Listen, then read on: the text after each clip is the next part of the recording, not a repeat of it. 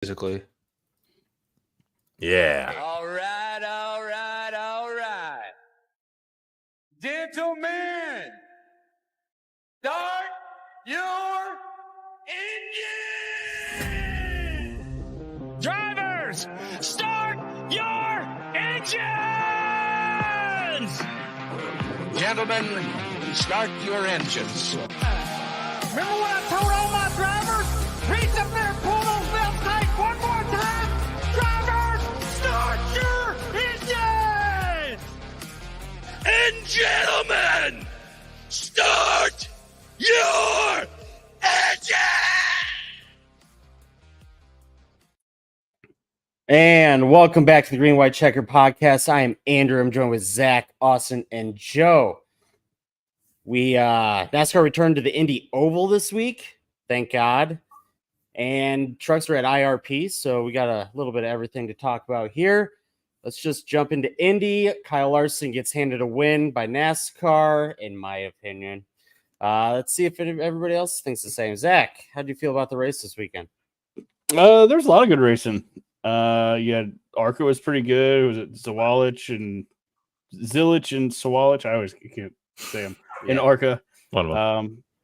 Them two Two guys of them, were racing hard in ARCA. That was good. The truck race on Friday was pretty good. Saturday, the Xfinity race was really good, despite what I thought it might have been. I thought it was going to really suck because they were running the super speedway engine, but turned out to be okay. And then the Cup race, which is by far the worst race all weekend. But it was exactly what I expected it to be. You know, this car can't handle dirty air, and Indy is just a single lane track. So I don't know what's going to happen. I don't know what we expect to happen. I didn't expect much. There was the one good thing about track position races, which Indy is you get a lot of strategy. So that was kind of cool. Like everybody was doing all different kinds of stuff on strategy. So that was kind of interesting to watch. But as far as like on track stuff, it was pretty much what I expected it to be, I guess. But regardless, even if it's the worst race of the year, if we're going to be at Indy, we got to be on the oval. Yeah, I agree. Yeah, I think that it was still like better than the road course, I guess. At least, at least like the total product for the whole weekend was better than the road course, like Xfinity and everything included. I was finally able to catch some of the Xfinity race for what feels like the first time this season, and was great. So I still feel like the oval is the right choice here, but I was hoping for a little bit more. Just curious how this car was going to do on the oval. So I know we had really turned against the oval with the Gen 6, so I was hoping for a little bit of retribution for it, but yeah, not a whole lot. Again, not an Indy problem as we saw with the rest of the racing this weekend. It's a next gen 7 whatever problem that just hopefully we figure it out someday. Mm-hmm. Yeah, not too much added. It's again what we expected with this next gen car. And I think it was NASCAR. They posted a photo from turn 4 looking to turn 1. And it was just, they're like, oh, this is so cool. And it's just literally just a straight line of all 40 cars. I'm like, yeah. I know it's a single lane track and but it's just like a single lane train. And then every now and then someone's going to get a draft and pull out and go around. So it's like, it's so weird though. Cause like Indy cars, I mean, you can't argue those. Yeah. They're so fun and you can't argue those aren't air dependent and those still probably don't get out of shape in dirty air, So what makes that so much better? Maybe it's they can actually run a couple different lanes. Maybe it's that they have a little bit more top end speed in the draft, so it makes passing a little bit. It's almost like a DRS, if you like, you know what I mean? Like they get that straight line speed, so you get a little more weaving on the straights and a little bit more like games played there. I guess it makes it so entertaining. But I don't know. It's weird that the air dependency doesn't hurt the Indy product. It just seems to hurt this car and with a NASCAR product. They can get a better run, I feel like, in Indy. Yeah. They can actually make a pass on the straightaways. I feel we get just lagged out. Yeah, that's what I think it is probably. I think it's got to do with a lot of things. If you're talking IndyCar versus NASCAR, one, I think the draft is more impactful for the IndyCar than it is for our car. They're able to stay closer through the middle of the corner, and they even though it's a 1-lane track, their IndyCar is a little bit better at getting a lane and a half, maybe even 2 lanes. Like they can kind of take different lines to the corner where we are just like, you have to take the one line. Right. Because our cars are, they're twice as heavy and they make like the same horsepower and all that stuff. So they can't get the run. Like that's the big problem you see for our cars is they would get a draft, but it's like we don't have, whether it be not enough drag, not enough power, whatever.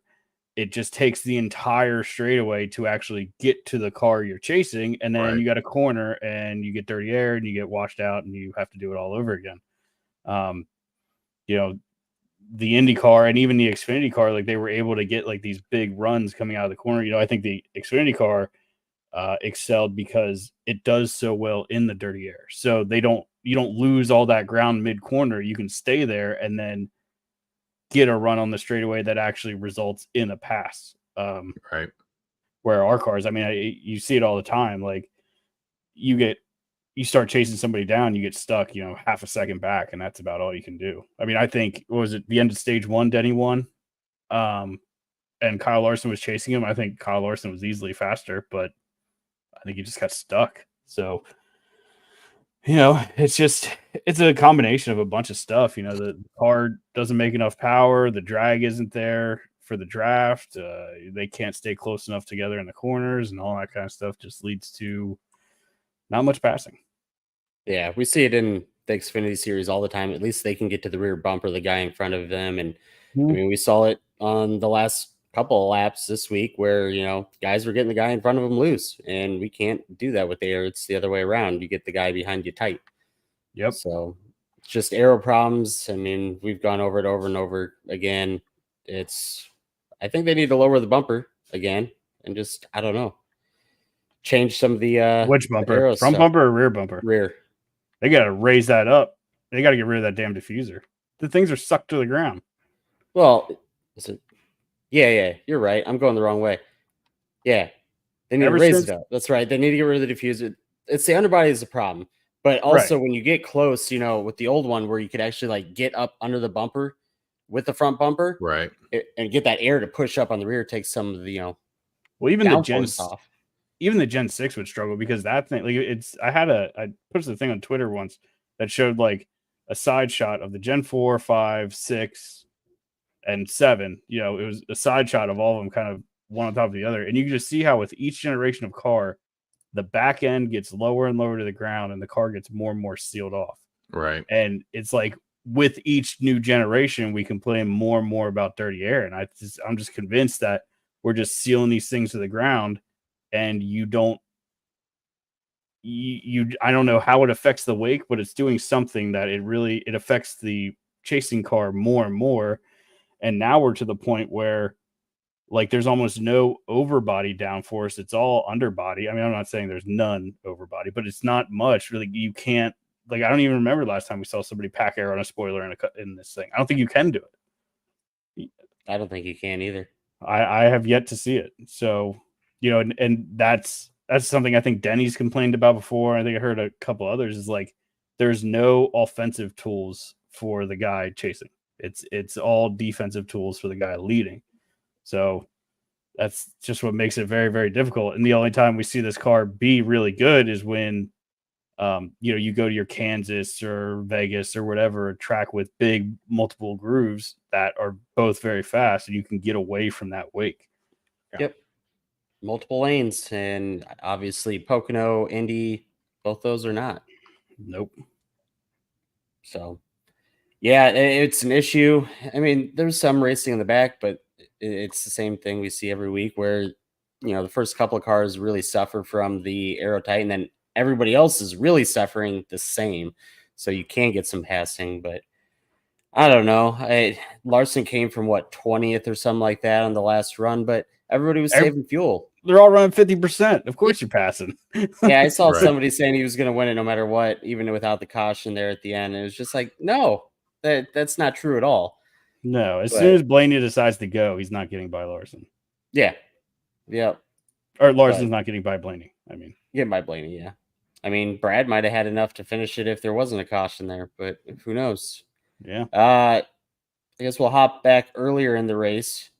Chase Elliott, Brad Keselowski get a blend line penalty exiting pit road under green. Ooh.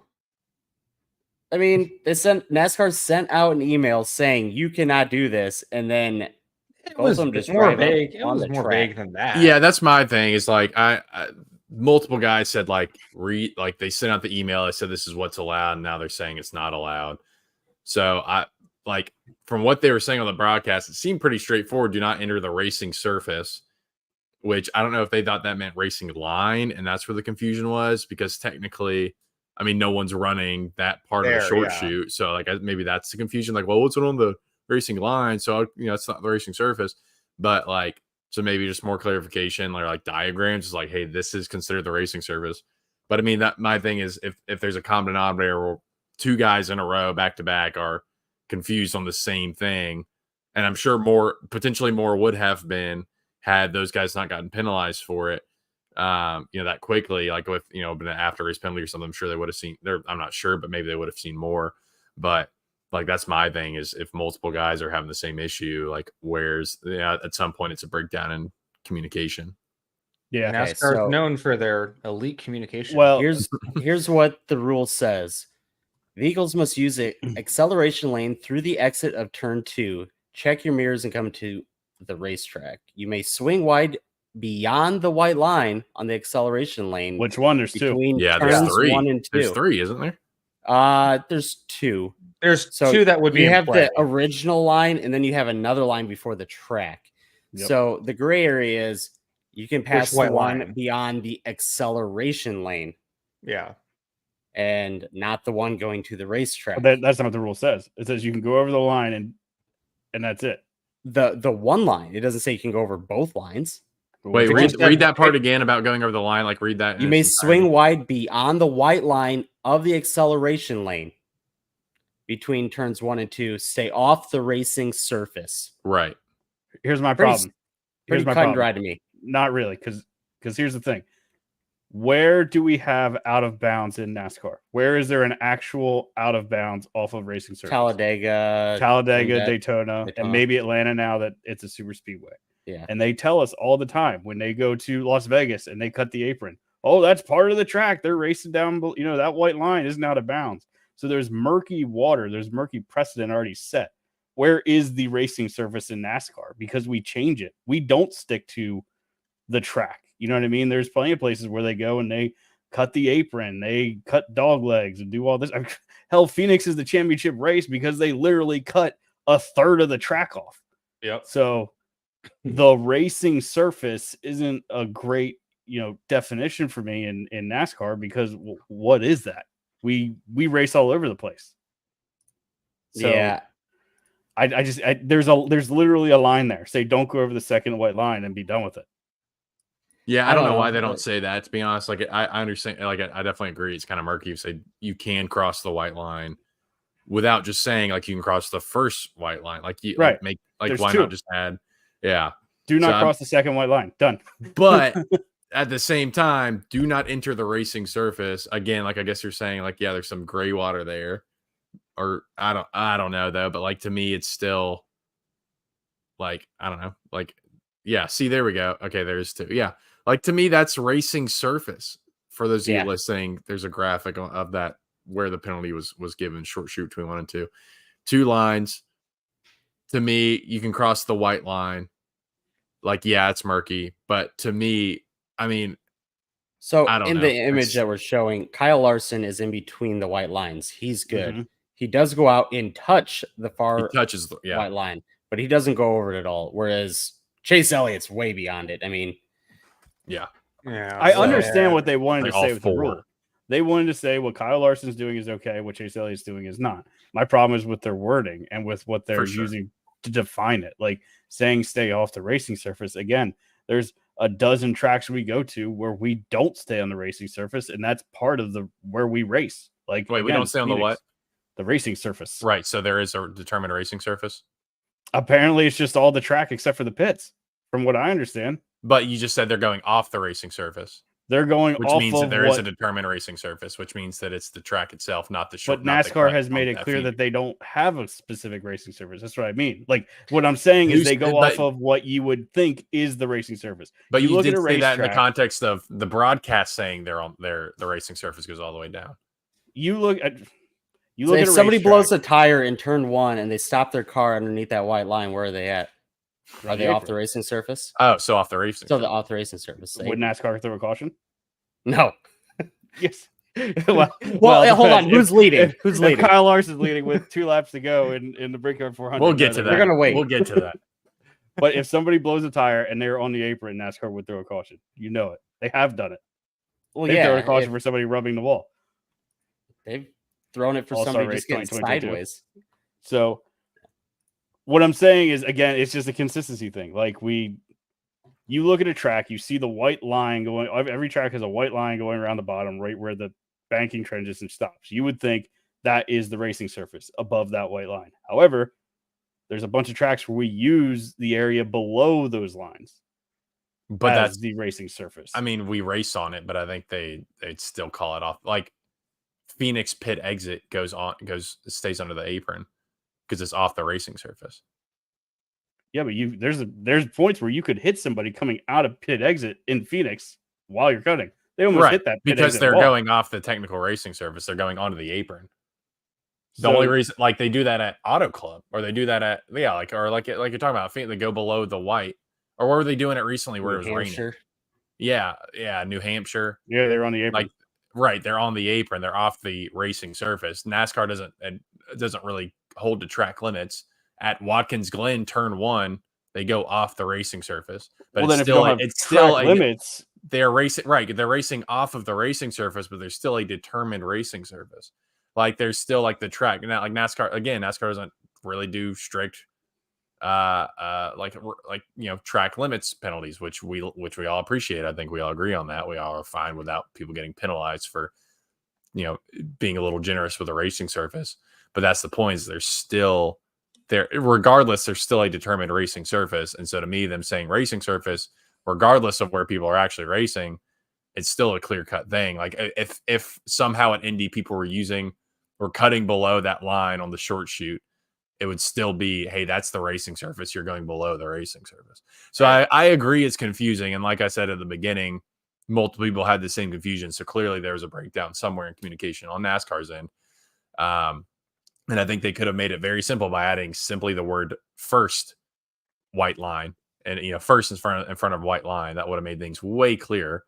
Yep. But still, by them saying do not enter the racing surface, to me that's still kind of cut and dry. Do not cross that second white line onto the actual racetrack.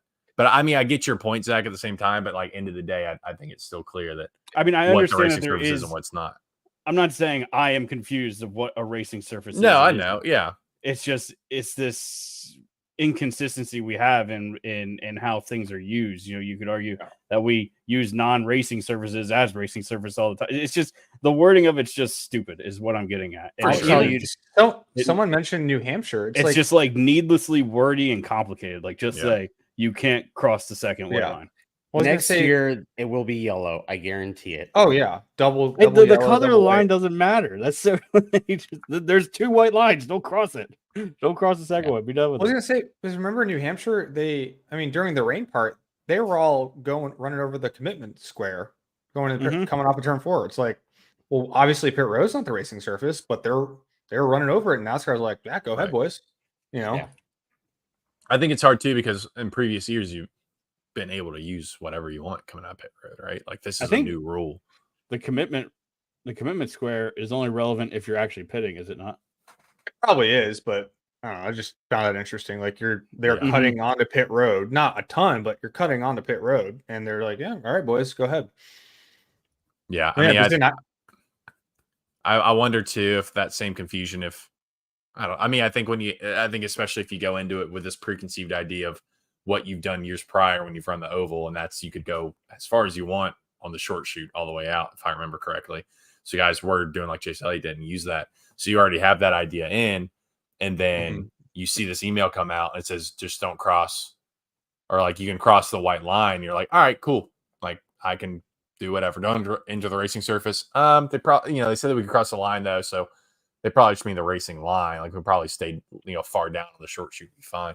So I mean, I get it. Like again, like I think the wording could have been definitely better in that email, but at the same time, it's like maybe use some critical thinking skills. Maybe even ask in the drivers' meeting if it's that not clear. Like they can ask questions in those drivers' meetings. So why not be like, hey, a little confused on this. Says you can cross the white line.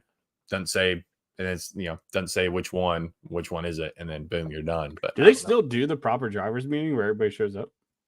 I thought for some reason I thought yeah, they they do. Like, but I think I want to say it's just really crew chiefs that go anymore.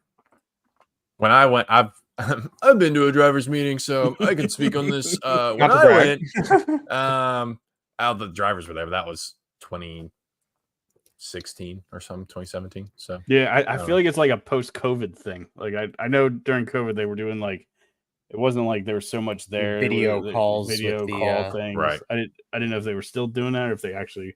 Then again, I did see a picture of Kyle Busch and Larson and Bubba all sitting in a room, which I presume to be the. I think so they say, yeah, I think it's like an open invitation for the crew chief, driver, and I think usually it's just crew chief goes, but who knows?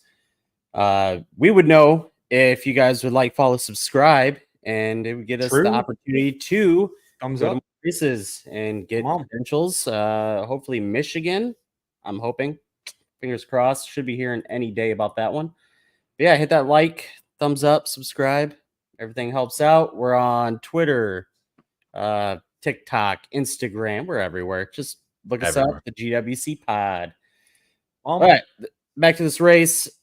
Obviously, we had that whole exiting pit stuff going on there, but we had pit stop strategies the whole race. Everybody was kind of on a different strategy, it felt like. I missed the first 20 laps of this race, I think. Came back. Kyle Busch is leading. I was like, holy shit, what's going on? And then a minute later, he's off the board. I don't know where he's at. And that's pretty much him for the season. Sorry, Zach. I mean, he was only up front because of pit strategy and stuff like that. Yeah. But he was running top 5 until we fucking wrecked. But, Yeah. But, so Brad ends up at the end of the race leading it with, a couple laps to go. He's got 6 laps less fuel, I believe, than everybody else. Then you had Blaney, who was close. And then there was, a couple guys coming with Reddick and Larson, obviously. Hamlin was close on gas. A bunch of other guys close on gas. We're all kind of getting excited. Are they going to make it? Are they not? And then we get this wreck at the end, which Zach just kind of alluded to. Yeah. Throws everything out the window, right? So we get some guys come pit, some that don't. That's when Hamlin pit, I believe. They said they cannot make it, which, I don't know. I think that's a good call. Unlike Brad Keselowski, who stays out, is going to just go for it no matter what. And I don't think it was, though, because Hamlin was on the same fuel strategy as Blaney. So how did Blaney make it and Hamlin didn't?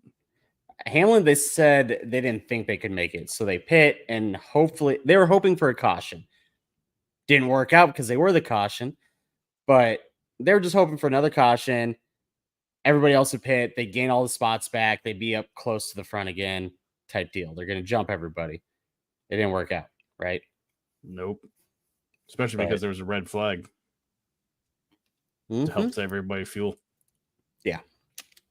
Which is, bullshit. I'm okay with. I'm okay with it. Yeah, because Reddick finished second.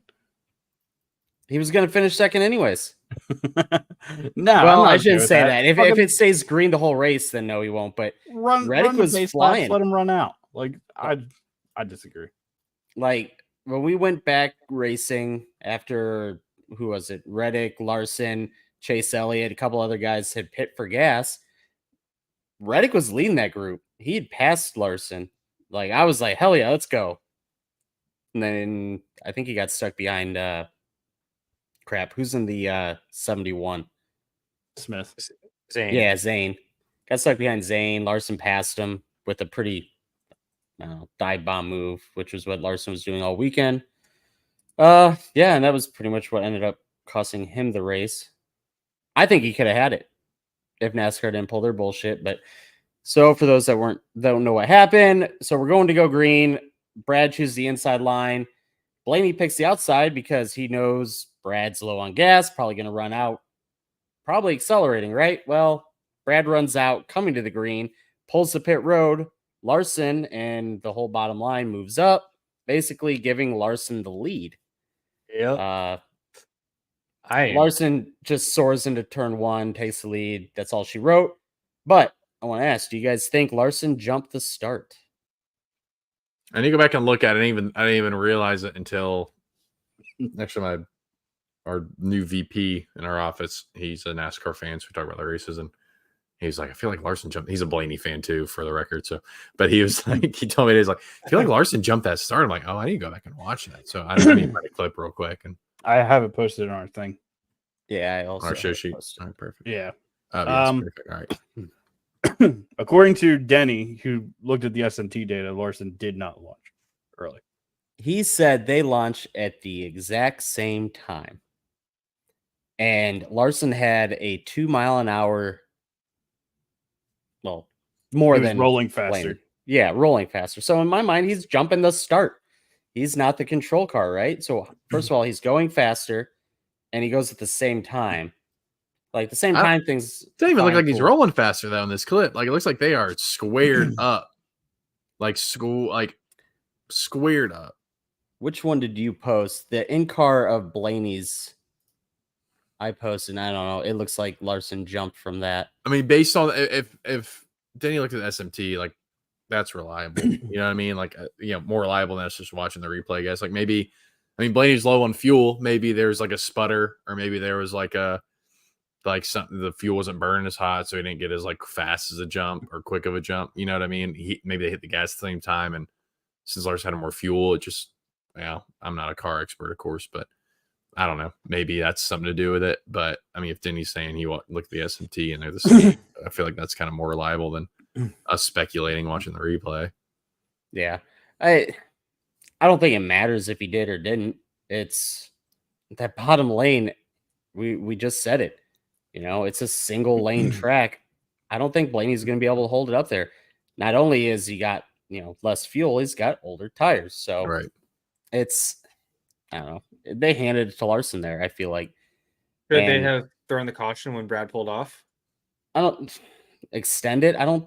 Just My like thing is that one more wouldn't lap. it be easier just to say that you can't pull up to the front row? I wouldn't mind that. Just Leave it empty. Stay in position, yeah. Like everything else, fine. Yeah, close it up. I get that. But I feel like you can't hand the lead to somebody else, especially after you choose, right? Right. Yeah. Yeah. I don't like. Yeah. I think stay in your spot. And I think I had a couple thoughts of this. I think you either do that, or what you could do is if you did roll one more lap. I don't like the idea of choosing again, because now everybody's in different spots than they originally were when they first chose, and that'd be a whole mess. I think what you do is you either do what you just said, Andrew, or whoever's in that row that had somebody drop out, in this case Blaney, they get to choose. He gets to pick what lane he wants. The open lane then moves up. If you watch it, when Brad pulls off, Blaney started to go left, and then Larson floored it and got there. So, I mean, Blaney knew what was going on. He was screwed. It's just, I don't know. I honestly don't see NASCAR changing anything because it worked out for him. Oh, no. I kind of don't want them to change anything. They're in a habit of making everything super fucking complicated right now. So, just hold on. I don't like it, but whatever. I don't know. Front row, don't move up. Boom, done. It's over. Yeah. Or you let the leader decide, or whoever's on the front row decide, and then that lane can move up after to where it would have been, and I think Reddick or whoever was behind Blaney there. Yeah. So. Yeah. I mean, that would all be one quick movement. Like, oh, Blaney, choose your lane quick. And then open lane, move up one. Yep. But then we get a giant wreck going into turn one, which, man, John Hunter hit a ton. Like, he hit the inside wall hard. He then got spun around and hit the driver's side on the turn one wall, outside wall. Glad to see him get out pretty quick, but massive wreck, red flag, and I don't know. It was over in my mind there. We go green again, and Reddick instantly gets up to second. I said to the old lady, I was like, "Oh, I need a quick caution." And Briscoe spins out of 2, and I was like, "Hell yeah!" He goes down, hits Priest, wasn't it? Priest. I said Briscoe. Priest, yeah. Priest. Yeah. I don't know. I might as well say Cole Custer Jr. But he goes down, hits the wall just a little bit. It's like, hell yeah, here comes the caution. Nope. It's coming, I swear. No, it's not. I promise. They show him spinning the tires and start moving a little bit. I'm like, damn it, they're not going to do it.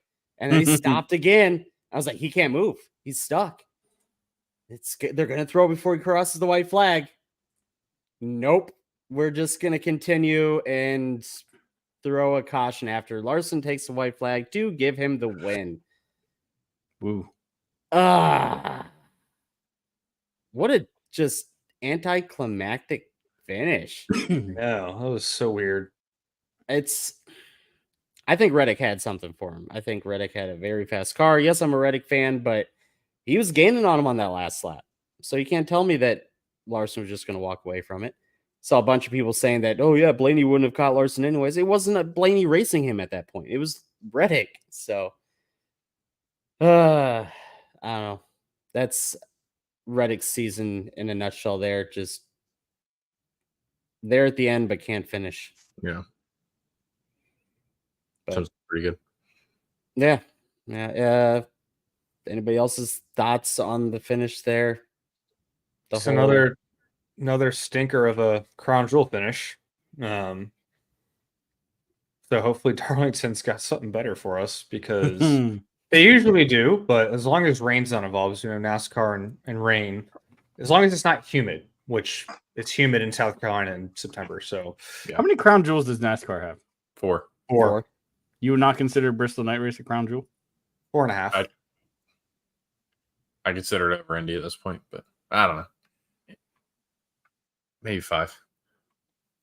I just keep thinking about that every time somebody says NASCAR has 4 crown jewels. Okay, hold on. I feel like Bristol Night should be 1. Daytona, Charlotte. Coke, Charlotte, Indy, Darlington. Darlington. Okay, I would say 5. Bristol Night. I'd say 5. like Especially whenever Bristol Nights, if you're talking to a new NASCAR fan, it's like, I think Junior said this, but like if there's one race you're going to take him to, it's probably going to be Bristol Night because that's just like the spectacles. Yeah. Mm-hmm. But When we have a good short 6. track car. 6. Yeah. Well, 7. Kansas. True. I do have a thought on the ending. I've seen a lot of people talk about, here's my thing. So this weekend, you know how like people with iPhones, you know how you can set up the different like focus modes. So you can do like fully do not disturb where all the notifications are silenced. You can do like personal or work where it's only like your work notifications go through or whatever. Well, I set one up this weekend that was, I just call it like sick of notifications, where basically I have everything muted except for texts and calls. So I'm just like Discord gets muted, like, all social medias get muted, whatever. Well, I'm watching this ending and I see, whoever hit the wall and they're trying to get it going. And I'm like, oh, like, I was totally fine with the finish. I had no issues with it. I was like, yeah, it's happened before. It's a big track to try and see if he gets going. If he doesn't get going by the time they get around to him, they'll throw the caution. Like that to me was totally normal. Come to find out, after the race, I go back and open up Discord, Twitter, whatever, and everyone's You are wrong. Yeah, everyone's up in arms, like this is rigged. Like they waited till Larson took the took the white to throw the caution, so he would get the win. Like this is horrible. This has never happened before. And I'm like, whoa! I'm like, oh, what? I'm like, I thought this was fine. I thought this was precedent. I think this is kind of what they do on these kind of tracks. And so I don't know. Like I think that it was kind of eye-opening to me, and I've thought about this before. I'm like, how often is my opinion on a race or anything swayed by the public opinion on that? And so I'm not saying everyone who has that opinion has been swayed. I'm not trying to be like, well, I wasn't on social media, so I actually know better than everybody. I'm actually better than everybody for not being on social media. Pretentious sounding. All you on your Twitters and whatever. I like to form my own opinion on things. I was busy forming my own opinion. But to be real, it's like, like what had I, this is speaking on my sway ability, like had I been on Discord and Twitter and everything while that was happening, I probably would have had the same opinion. I would have been like, oh yeah, this is totally rigged. I can't believe NASCAR waited through that caution. But I'm sitting there just like absorbing the race and not till like after it happens. So I pull everything up. So I don't know. Like I saw the clip from Junior's podcast where someone posted it in Discord and they were, like, of course, Junior has his opinion, but they were bringing up these examples. Junior was like, I thought it was fine. I had no problem with that finish. And then people were bringing up the examples of, or they like, oh, Nashville, this guy spun off the track. They called a caution and they did it again. I'm like, well, Nashville's a mile and a half. Then they brought up Kansas too. Same thing happened. Like someone spun, didn't hit anybody, but threw the caution during overtime. I'm like, that's also a mile and a half. Like Indy's a massive track. Like, they plenty, lots more time for someone to get rolling and get going than out of Nashville or Kansas. So like, yeah, they have time to wait and see if he's going to get going. He's kind of off the racing surface. Sorry to bring up a trigger word for you, Zach, but off the racing surface. So I don't know. I was like, all right. I mean, then he like tried to get rolling. He rolled on the racing surface, whatever. But I don't know. Like that's my thought is I didn't have an issue with it. I wonder how many people wouldn't have an issue with it had they not been just seeing what everyone was tweeting or whatever at that time. But I feel like now people are really up in arms about it, partially because everyone is up in arms about it. You know what I mean? When NASCAR lets it go, though, where is that guy spun out? Because I can think of a couple of times where it was in like turn 4, right? To where they can pretty much get that full lap in and then throw it where you know what's going to happen. I don't feel like that's the case here. You had 3/4 of a lap to throw a caution, half a lap that you knew he wasn't going to get going, and yet he's, we're going to call the race in turn 1. So why not just throw the caution then? Because I don't know, obviously Indy's really big, but if you're going to throw in the first turn, what's the point? Right. I don't get that. And the other thing is, this is the first week that NASCAR has a freaking switch to raise a car up if they have a flat tire so they can get rolling again. Yeah. This was the first week they used it. I didn't know they actually had those yet. Yep. And so I'm guessing they did this to Priest's car to even help it a little bit. It didn't. Throw the fucking caution. I don't know. I want to see a good finish. That's, I guess, it. Yeah, I mean, I do too. And I think it's a combination too of the whole Blaney losing this on the restart, and then Larson kind of getting this free lap, right? There's definitely a lot of things that played into Larson's favor. It's just the whole thing is just weird. Like it goes back to what we always talk about, consistency. Like I've seen NASCAR throw a caution because somebody got sideways, and here you actually had like a full wreck, and they don't. So it's just like, well, what are we doing? What is and what isn't a caution? If this happens on lap 5, is this a caution right away? I feel like probably. Yeah, but also it's not the end of the race. We haven't just had 5 cautions. We haven't just had a red flag where we sat there doing nothing for 15 minutes. I think that probably plays a factor too, where they're like, well, let's do everything we can to see if he's going to get rolling, rather than throwing a caution, having yet another overtime. And who else was on Larson's strategy there? Who else had that much fuel left? Wasn't the next Reddick? Yep, second place. Yeah, so I guess that's fair. I mean, like my thought was, well, now it doesn't matter anyway because everyone's pitting at that point. If you're throwing a caution, like Blaney's not making it. No one else on that strategy is making it at that point, so everyone's going to pit, and then Larson gets the win anyway. But I guess if Reddick was right there on the same strategy, I can't remember if that was him or someone else. I mean, obviously it's not really a point anymore, but I don't know. Like I think that probably plays a factor in it too. Like again, I still don't really have a huge issue with the finish. Like I get everyone's points on it, but people saying it's rigged or whatever. Like I feel like I've seen NASCAR do the same stuff a lot where they on big tracks, they wait to see if the guy gets rolling before they throw the caution, and they wait until they're rounding the corner to the guy to throw the caution. I don't know. Like I still don't have a huge problem with it, but I know people. I'm gonna say this: if you go into a race and Rick Hendrick has any special event, if he's the Grand Marshal this week, yeah, and then Kyle Larson has a special Indy paint scheme, I bet the fuck out of Kyle Larson winning. And if you didn't, the writing was on the wall. It was going to happen. I told you as soon as I saw that pace scheme, like, oh, he's winning. Yeah. I think I posted the Hendrick thing. I was like, oh, betting him this week. Mhm. So I don't know. They're in the entertainment business, and I'm just gonna say That's that. it. Kyle Larson, NASCAR's new favorite driver or most popular driver. Yeah, It's coming, Joe. Have you prepared? No. Are you ready? I will say that I listened to the teardown, and Correct. Jeff Gluck said, "What is NASCAR supposed to do in that situation? Throw the caution. Pretty easy." He basically said there's nothing else they could have done. 100% could have thrown a caution. But I said they got soft. Zach, do you think they're getting soft? I don't know. I think they have some business ties now. They're with Sirius XM and NASCAR radio and all that stuff. So, I'm sure they have to go about things a little bit differently. Yep. All right. Well, that tightens up the playoff picture quite a bit. Bubba has closed it within 7 points on Ross Chastain. Chris Buescher is only 17 points ahead now. So close it up pretty quick. I mean, even Ty Gibbs at 42 up. I mean, it's getting pretty close. We've seen Bubba close that in 2 weeks. So yeah, we got a cut line battle again. So it's exciting.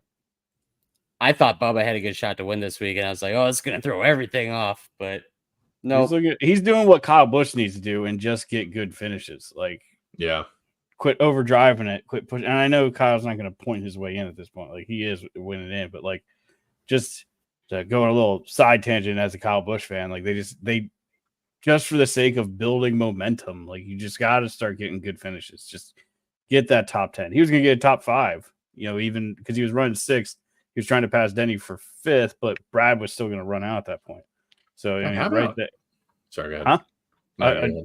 Just sometimes you just gotta take the day. And I think even Denny, Denny's got to race this smarter because he was within 20 points of that of Larson or Chase or whoever's the championship. Long.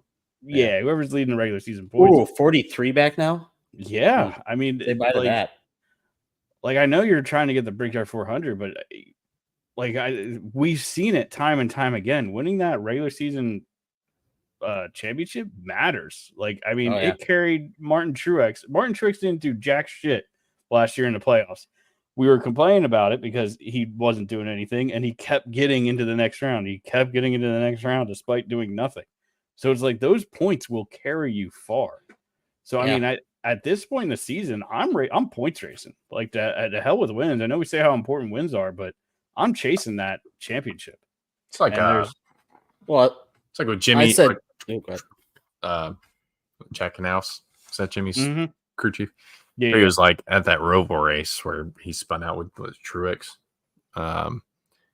Chad was like, I wish I would have just told him just to back off. Like, we could have point stand at that point. And I know there's a playoff race, cutoff race, and everything. It's like, wish I would have told him just to not worry about. Like, we would have been in had he not done that. And he drops me spots. Same thing. It's like, that's in defense of the playoff system. It's part of the strategy. It's like, do you gun it for that win and give it your all and try to go for wins every race and run some risky strategies to get wins? Do you play it safe and hope he points in, go for points and then do like Bubba's doing, just get good finishes and get points to try to points in? I don't know. Like, I think that's kind of fun. Like, different strategy options there. But anyway, like I think I agree. That's what Kyle needs to kind of focus on. But with him being 112 back right now, like, I understand. I thought it was more. That's what this graphic we have on the show sheet says. 112. I thought it was like 150 back. Oh, it's not as bad as I thought. All right, we're good. Yeah. Also, side note, Todd Gilliland. 20th. Al 21st. That's shocking to me. I guess Michael has had some wreck outs. But anyway, Todd's been running pretty good. Todd's been running good too. But with what Zach was saying, as far as championship points, being able to like take you to the Final Four, Chase Elliott and Tyler Reddick, man, they don't have championship points. They got Tyler Reddick's got 8, Chase is 6. I'm rooting for both of them over Kyle Larson because Kyle Larson's right now, if Kyle Larson gets 15 bonus points on top of his 20, He's or locked whatever, in. he's Just locked put in. him in the Final Four. I mean, he's winning the championship. You can mark it now. He's my championship pick, hands down. It's the Hendrick 40th anniversary. He's getting it. Yep. Yep. But yeah, I mean, it's just amazing to me that teams aren't, especially teams like a Denny Hamlin, like you have 3 wins this season. You have a good pool of playoff points. What does he have, like 20 something? He's like 3rd or 4th on the list. You need to start. If it's me, I'm points racing the hell out of every race. Right. Mm-hmm. I'm chasing that championship because there's been a couple times where Kyle Larson and Chase Elliott, they both slipped up and they haven't been able to capitalize on it. Well, Denny's thrown away 3 or 4 good finishes this year. Yeah, it's like you can't do that. No, like the Texas one was stupid. This week, I mean, I don't know. I feel like you try to stay in it. I get the reasoning for pitting, but I don't know. This is the second time. This is the second time Gabehart's tried to pit him early, and I'm not going to sit here and act like I'm smarter than Chris Gabehart, but like they did this here, and they did this at Nashville. It's just like I don't think this super early pit strategy is really the way to go because then on the back end you're just screwed if anything doesn't happen. And let's be honest, we do know NASCAR, and we do know they do like to throw a late race caution for anything. Unless Larson's leading. But I'm just saying, like, the 30 to go window, like they like to start throwing cautions, and then who knows what happens from there. So I don't like putting yourself on that strategy. And then you look at Kyle Larson, who pits late, and he loses all his track position, but now all these assholes are driving 50% throttle, so he just drives through the field like nothing. Yeah. So I'd much rather be on Larson's side of things than having to like run 50%. Yeah, I'm hoping Chase can retake the lead here, or Reddick. I mean, Reddick stayed 15 behind, but Chase lost the lead and is now 10 behind. So yep, I'm rooting for Chase. Yeah. Chase or Reddick. Or Reddick, yeah. I mean, Reddick, if he gets those 15 points, he's past Denny Hamlin now in points. But yeah, with 8, you can't do anything. Yeah, and I still don't like the playoffs, like the championship points thing. I don't like that carrying you all the way to the Final Four. I think that should give you points for the first round so you can clear that. But I think after that, you should lose those points. Yeah. All right, let's jump to Xfinity. Riley Herbst gets his second win. And holy crap, what a battle between him, Almirola, and Custer. They were just going back and forth the last 2 laps. They were sideways, 3 wide. Great racing, proving again the Xfinity car is the best car. Yeah.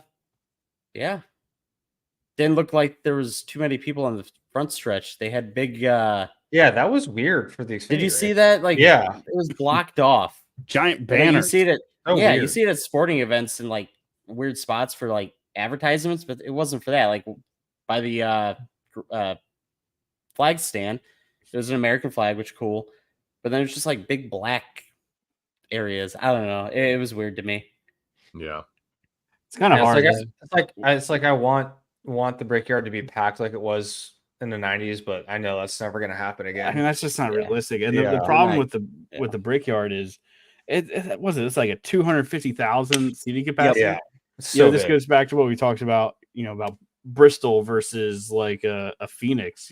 Bristol can only sell half its seats, but it's still more people than a Phoenix sellout. So, I mean, they were saying there's like 70, 80,000 people for the Cup race, which is good numbers, but like you just put that into that giant facility, and it just looks like it looked empty. Yeah. It was crazy. Well, I think, didn't they say that was the most they had there since like 2017 for a race there?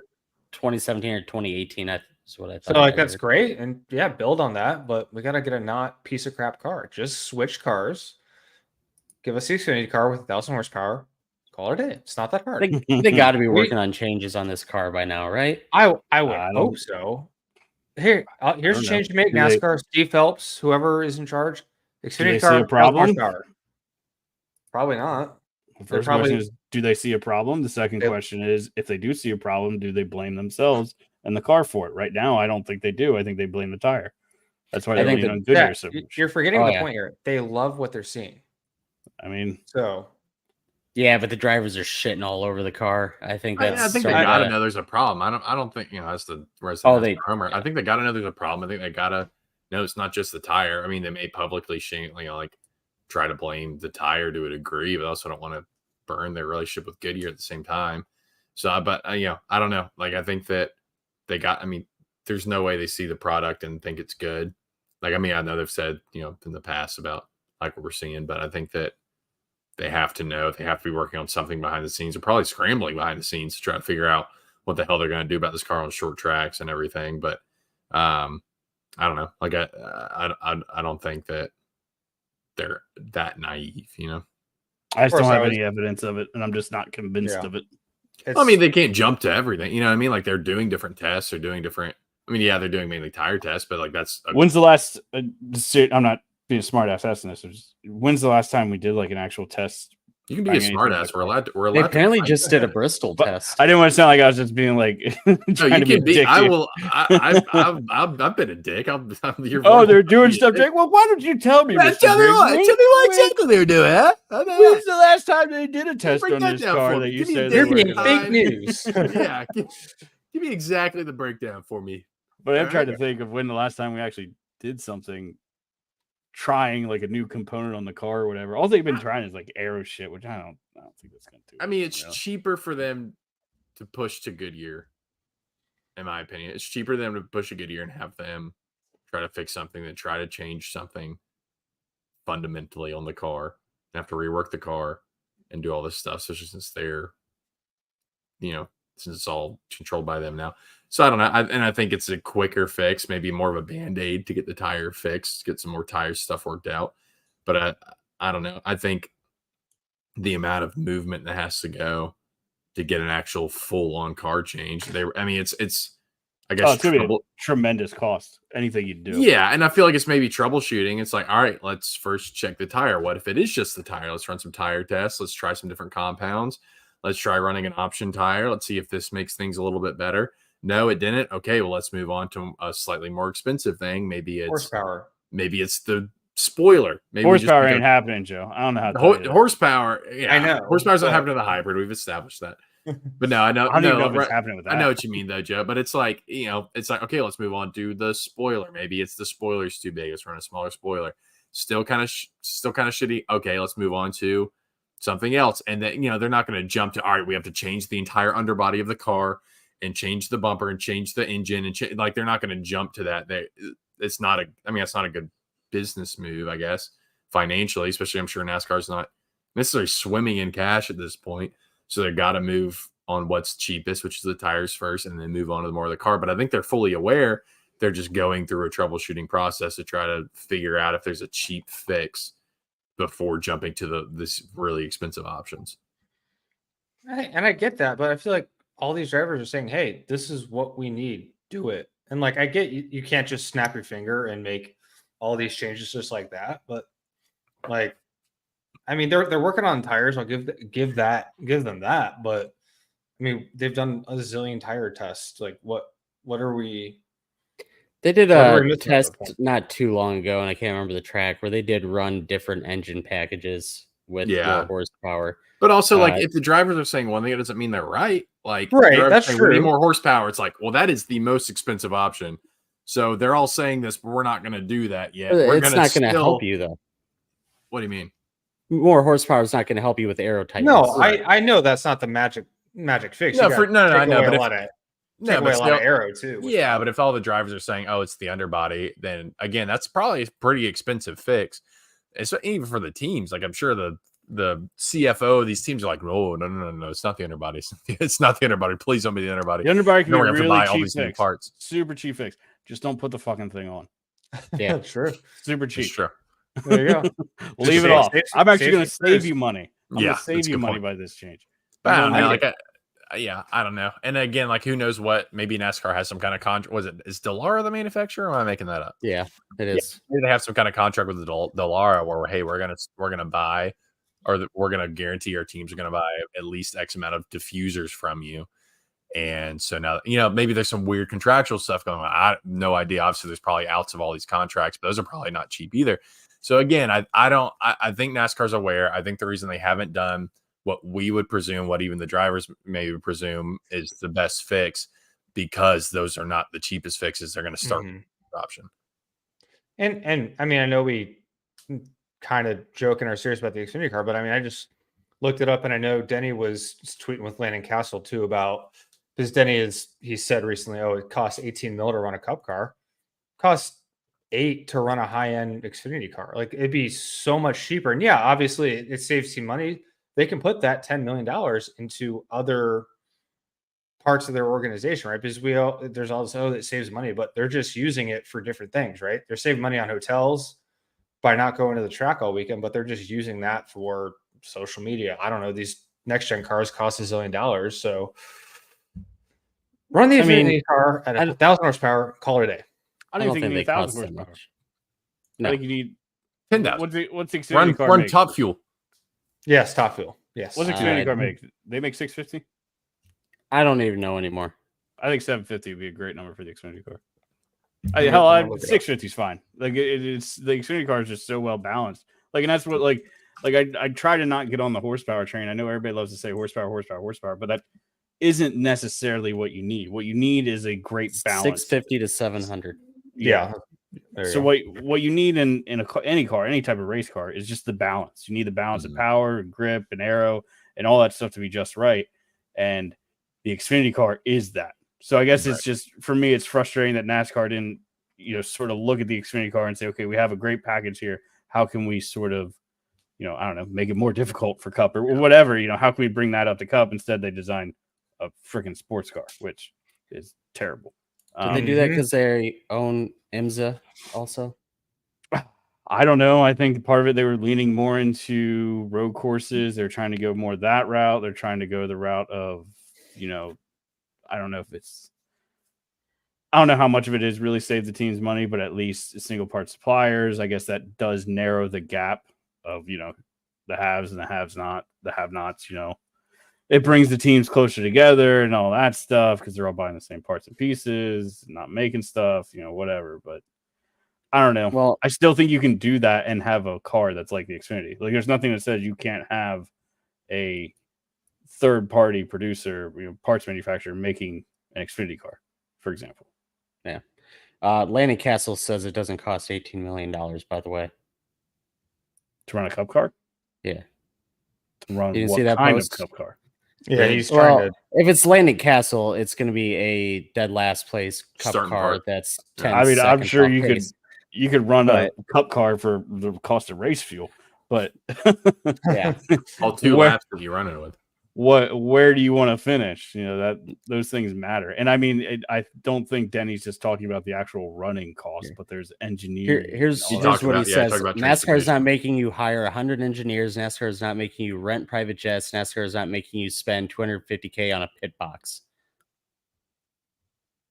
That's what Landon said. Yeah.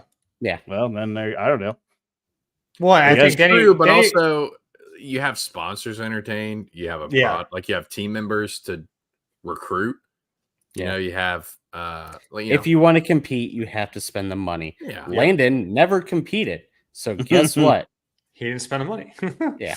Like Sure. NCAA is you- not making what?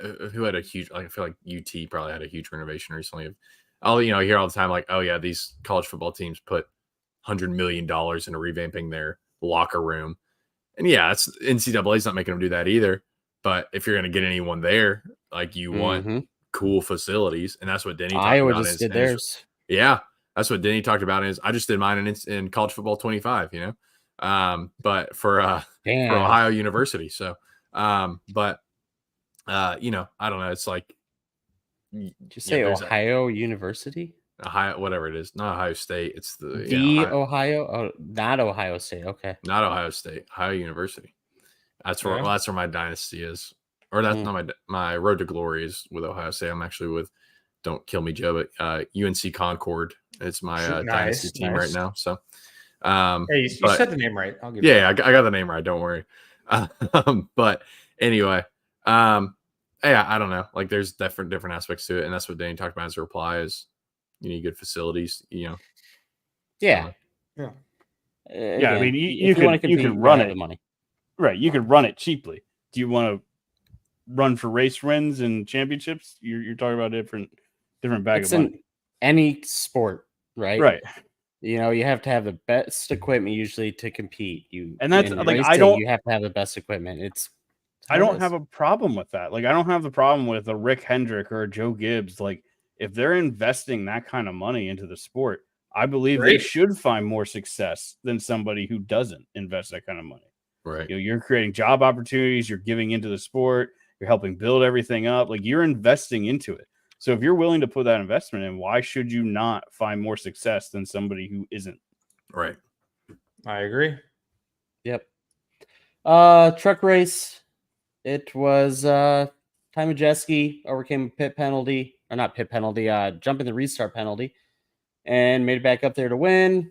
Yay, Ty. Other than that, Heim was mad at Eckes because, I don't know, Heim thought he got pinched. He really didn't. I think once he sees replay, he'll probably apologize. But yeah, that was the truck race. I like short tracks and trucks. I think they need to go They're race great. more. Oh yeah. I mean, back in the day when you ran Bowman Gray and stuff like that, like that was great. I loved it. Mm-hmm. But somebody yeah. on one of the podcasts, I can't remember, said that trucks should just go to short tracks, and I really agree with that. I think it'd be cool. Almost like a cars tour kind of situation. I'm okay with them running a couple of mile and a half. I mean, maybe a couple sprinkled in here and there, but like primarily short tracks. Yeah. Yeah, give me one or two. Well, no, let's just make it one road course, a bunch of short tracks, mile and a half for two, and gotta have your Daytona, Talladega. Yeah, sure. But let's jump into Survivor. I gotta pull it up. I forget what happened. Where's that? Who did win? Drake won again. 2 for 2. On a roll. Don't call it a comeback, baby. Drake won with Blaney, who finished third, and then Andrew had Gilliland, who finished seventh. I was then third with Bowman, who finished 31st. He was looking pretty good, but then he got caught in the wreck that Denny got caught in, which the only consolation is Joe had Denny, and Denny was scored behind Bowman. So Very slightly. We are good with that. Some more Hendrick bias paying off. I like it. Yeah, so who's up first? That'd be Joe. You're up first. Who you got? Kind of scraping the bottom of the barrel here, but no Gregson. Joe still has Christopher Bell left, and he's scraping the bottom of the barrel. Well, that's my one good pick left. I'm going to save that. Well, I'm going to go with Josh Berry. Been saving him for Richmond, so here we go. A little SHR off here. I have Christopher Bell, so I'm going Christopher Bell. There you go. Good pick. This is the week I would have picked him out of the ones that are left. I was looking at my yet to be picks. I'm kind of surprised I have him left, but I guess I've been saving him. So we're gonna go with the whole reigning champion or running champion right now, Kyle Larson. There you go.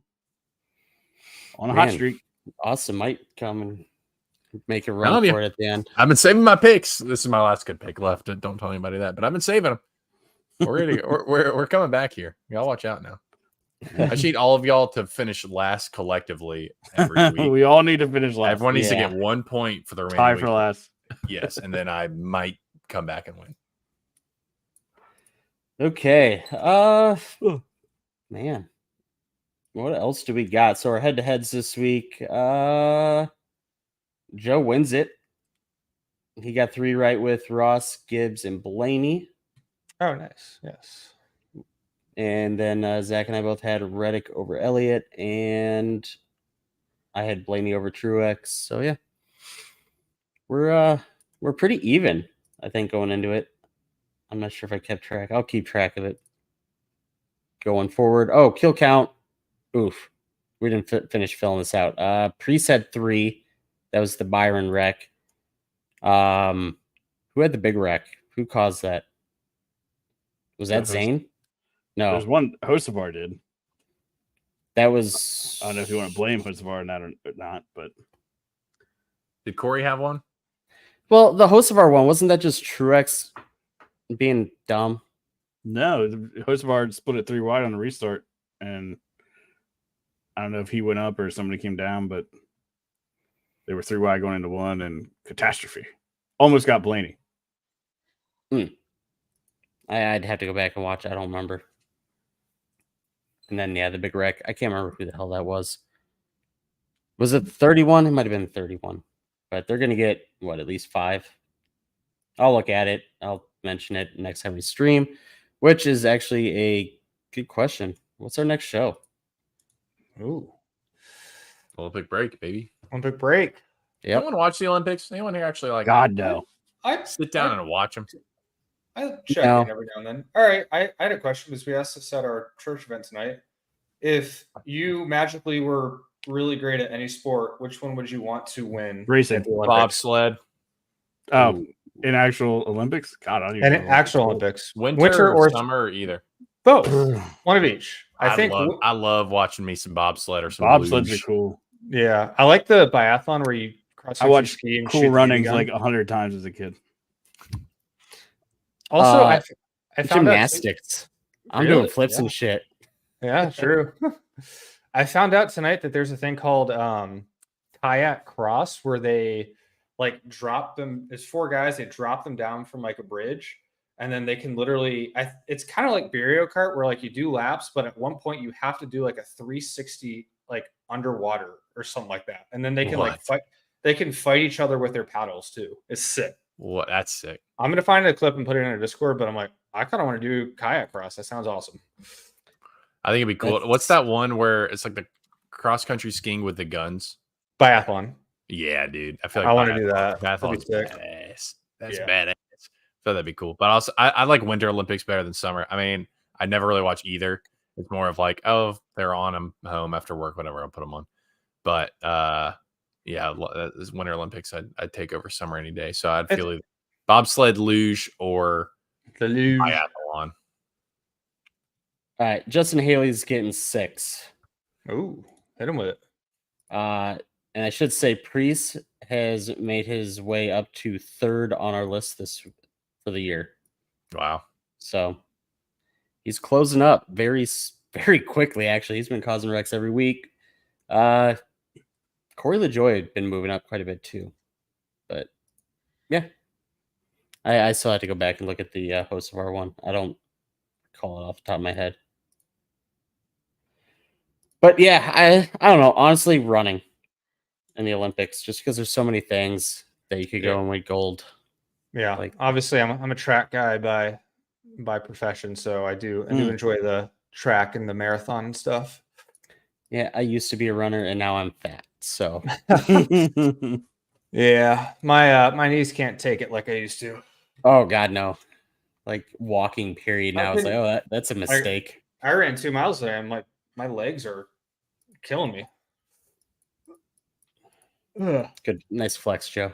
Yeah, I ran 2 miles, not to brag. I ran 2.5, so Yeah. I didn't. That's a lie. I made that up. Yeah. We got anything else, guys? Richmond's next. We'll have a show at some point if there's a schedule release or big news. Mhm. Other than that, I think we're done for the night. Think so? Yeah, Hell yeah. like, Well, follow, subscribe. Yeah, like, follow, subscribe, comment, questions for the Twitter. OnlyFans. We really need some OnlyFans questions. It's been a Come while. on. So Where's we got that 2 link, weeks Andrew? to think about. That's on our website, but you don't even have to go there. You can leave it on YouTube. You can put it in Twitter DM. Spotify. Tweet us at the GWC Pod. Instagram us. Yeah, Instagram. Join our Discord. We're everywhere. Just ask a question. Hit us up. Text Yeah. us. I don't know. My number is 6875309. yeah, Yeah. that's it. Yep. But on that What's note, the Soulja Boy one? Oh. Anyway, sorry. Continue. yep. On that note, I'm calling it a night. See ya. Later. Bye. I love you.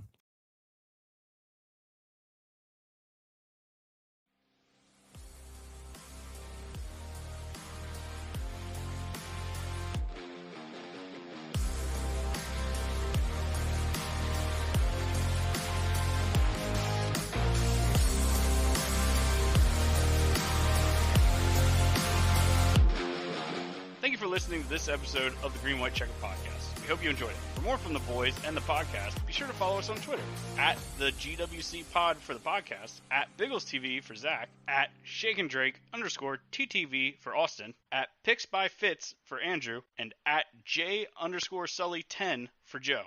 Head over to thegwcpod.com to submit a question for our OnlyFans segment. Thanks again for listening, and we hope to catch you again next episode.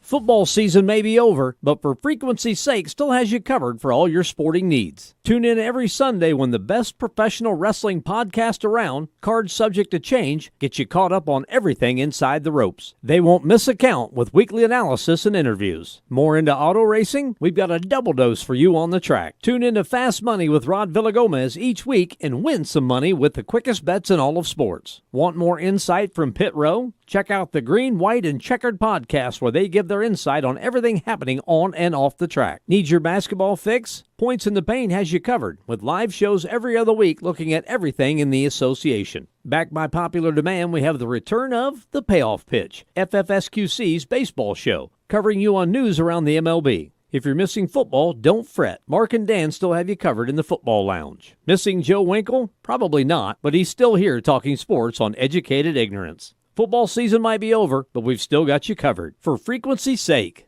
you know what we mean. For Frequency's Sake is brought to you by Durham Remodeling, serving the Quad City area's remodeling and repair needs since 1973. Clint's Draft House, grab a bite and a pint. 7th Street Moline. Lopez, New York-style pizza served up by the slice or pie, Davenport.